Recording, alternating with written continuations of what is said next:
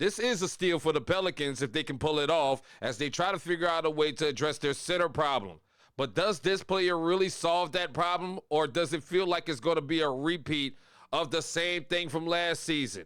We're going to talk about this new report inside this edition of Pelicans Digest. What's good with it, y'all? It's your people, Melz On The MIC, back once again inside Pelicans Digest on this Wednesday. Thank you so much for tapping in with us. And before we move on, gotta give you a quick message from my friends at Morgan & Morgan. If you or your child spent years growing up on social media and experienced serious mental health struggles, you should hear this. Recently, a jury ordered Meta and YouTube to pay millions for their role in designing and promoting addictive platforms.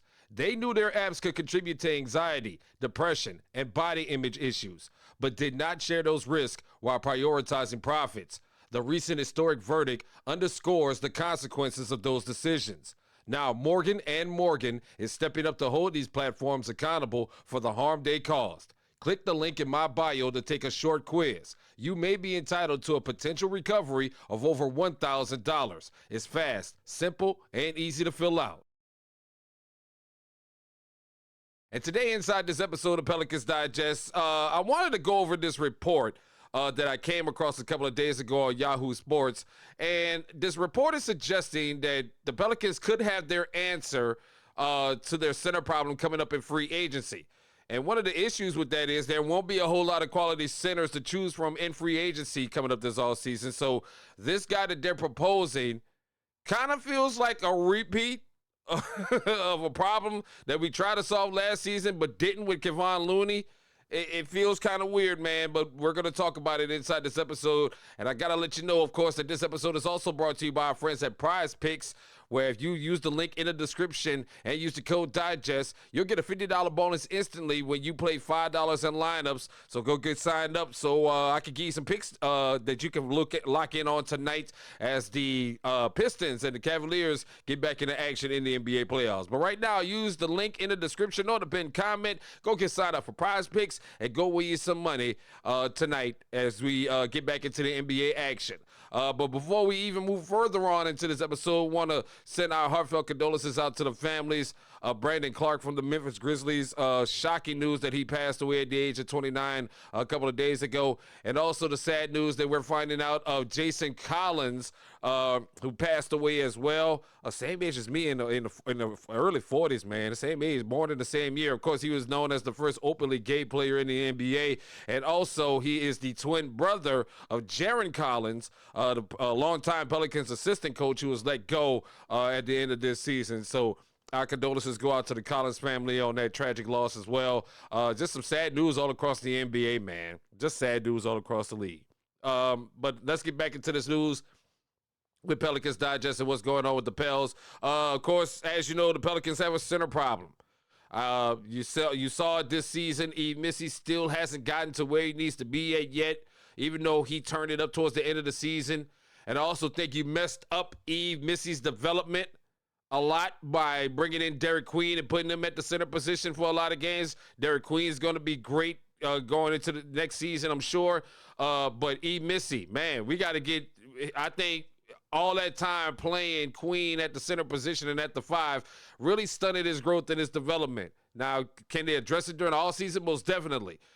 Because Yves Missi turned it up after the All-Star break. After the rumors started floating around that he was going to be on the trade block, he took offense to that and really produced well during the second half of the season. Not all the way well, but produced well and showed some better flashes. And then, of course, you got DeAndre Jordan, who you probably, I hope you're moving into the coaching staff next season if you can't find a roster spot for him. And, of course, you got Kevon Looney, who, of course, that didn't work out as well. So you still have a lot of issues with the center position, man. You really just had the one quality center.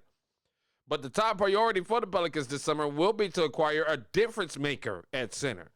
The problem is they don't have the necessary resources to break in such a player. Plus, the free agent market for centers is bereft of starting caliber options. There ain't too much out there. If you go, I was doing supposed to be putting together a list of quality free agents the Pelicans could go after, and none of them are in our price range. Unless you could dump salary and get some of this, these $30 million contracts off that we've been talking about. So the player that this article is, referencing. And listen, I'm not in agreement with this before y'all come jumping down my throat immediately. I'm not in agreement with this.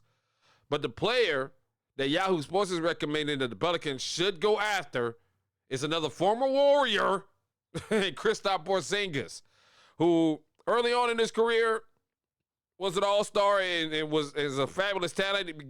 Earned him a nickname called the Unicorn. Was a center that could shoot and also rim protect as well. But I think he's past his prime now, and the fact that he is past his prime is probably one of the reasons why the Pelicans may be able to target him. Even though you tried this already with Kevin Looney and it just didn't work out.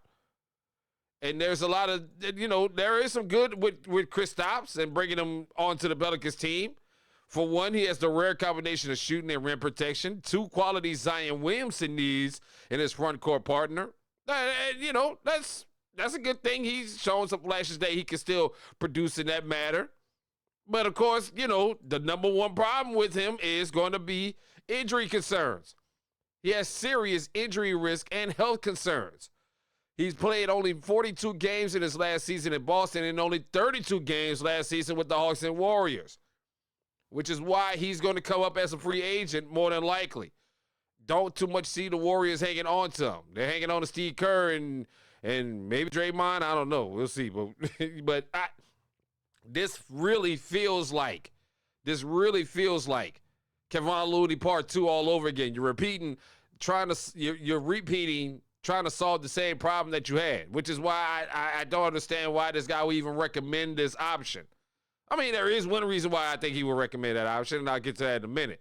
But as far as Porzingis goes, he's been dealing with postural orthostatic tachycardia.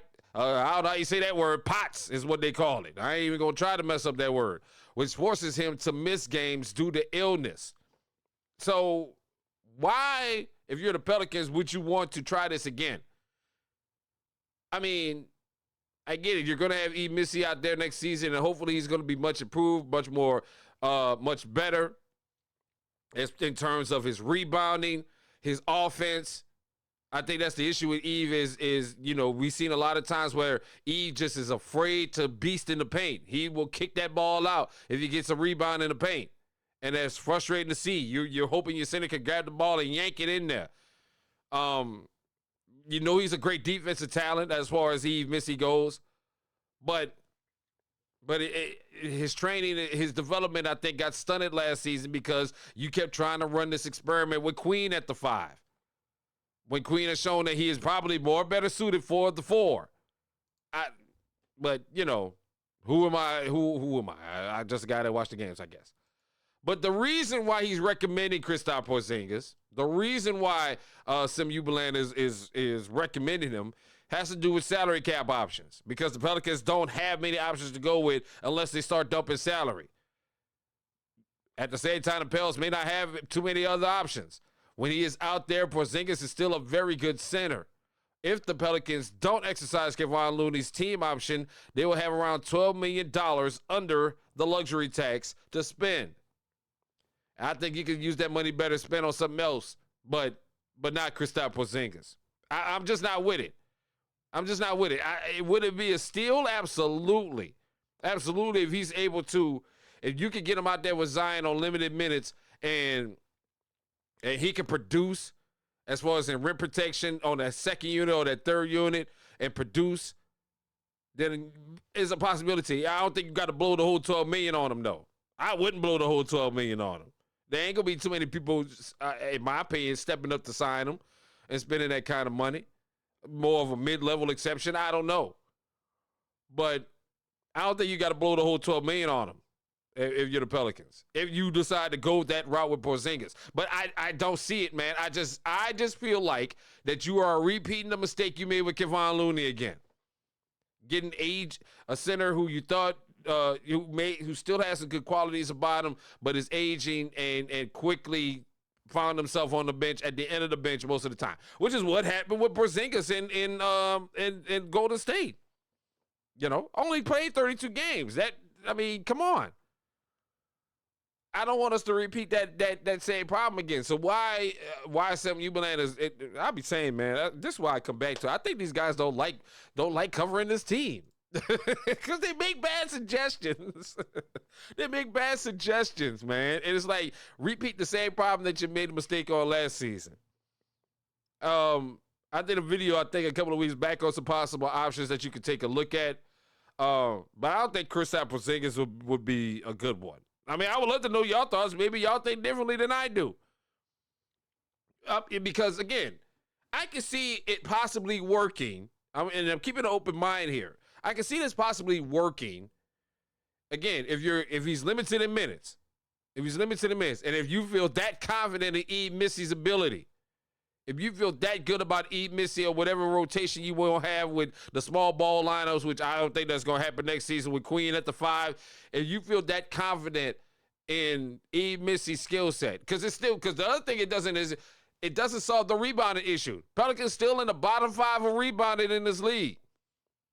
You got to find a center that can rebound as well. And Kristaps just doesn't do that either. He's not particularly a good rebounder. Maybe a good center, maybe good rim protection, can still shoot, but I need something a little bit more. I need a rebounder now, and so we can stop being in the bottom 5 of rebounding every damn season. So I would love to know your thoughts. Are y'all open to Kristaps Porzingis running it back? Are we in the business of being the retread for the Warriors? Because I don't want to be that. I don't want this. We already was the Lakers. People already assume that we're the Lakers farm team, and now we seem to be the retirement home for Golden State Warriors players. And that's ridiculous, man. Don't go back down this path. That's all I'm hoping. Unless you really think that this guy can contribute. Well, I'd love to know your thoughts. Because he does bring a different skill set than a lot of the other centers. I just don't see it, man. I just don't see it. But what I do see is PrizePicks tonight, man. We're going to get into this Detroit and Cleveland game. Series tied 2-2. And I'm going to take James Harden scoring more than 14.5 points. Ever since that he was locked out of that 10-point game and people started talking about revoking his Hall of Fame credentials and all this other stuff, he's starting to turn it up. He's starting to show improve, man. I think this is going to be one of those games. History has taught me otherwise, but I'm going to go ahead and rock with him tonight. Also, I'm sticking with a pick that I made yesterday with Cade Cunningham scoring more than 19.5 points. I expect him to get on fire if the other guys can step up and let him be him. I think that's the only problem with Cade Cunningham right now is when his teammates ain't stepping up, he gets to being in trouble. You know what I'm saying? And he can't, and then he tries to overwork himself and take bad shots. So we'll see. We'll see. But don't forget to go get signed up for PrizePicks, and don't forget about this Scary Hours payout boost every night. You can get a bonus payout boost if you play every night on PrizePicks, and how you get to play is by getting signed up right now using the link in the description and using the code DIGEST. Play $5, get $50 instantly in lineups using the link in the description and in the pinned comments. Just go get signed up for PrizePicks tonight and go win you some money, baby, and enjoy the games. It's Melz talking about those Pels. We'd love to know your thoughts on Kristaps Porzingis coming over to the Pelicans, or is there another center that you got your eye on that we can afford? Share your thoughts with us in the comments, and thank you so much for tapping in with us here on Pelicans Digest.